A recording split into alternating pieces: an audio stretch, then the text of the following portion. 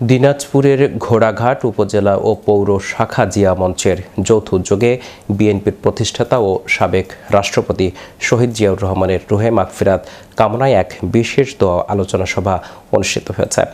গত ৫ জুন শুক্রবার জুমার নামাজ শেষে জিয়া মঞ্চের উদ্যোগে এই দোয়া মাহফিলের আয়োজন করা হয়। ঘোড়াঘাট পৌর শাখা জিয়া মঞ্চের সভাপতি মাহফুজুল হক মাহফুজের সভাপতিত্বে অনুষ্ঠানে বিশেষ অতিথি হিসেবে উপস্থিত ছিলেন উপজেলা জিয়া মঞ্চের সাধারণ সম্পাদক রাগিবুল ইসলাম।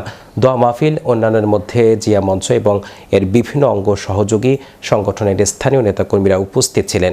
মোনাজাতে মরহুম জিয়াউর রহমানের আত্মার মাগফিরাত কামনা এবং দেশ ও জাতির কল্যাণ ও সমৃদ্ধি চেয়ে বিশেষ দোয়া করা হয়। দোয়া শেষে উপস্থিত সবার মাঝে তবরক বিতরণ করা হয়। বাংলাদেশ জাতীয়তাবাদী দল বিএনপির কেন্দ্রীয় বিএনপির সিনিয়র সহসভাপতি দেশনেত্রী বেগম খালেদা জিয়ার বড় বোন চকলেট পাওয়ার জন্য দোয়া চাই, আল্লাহ যাতে ওনাকেও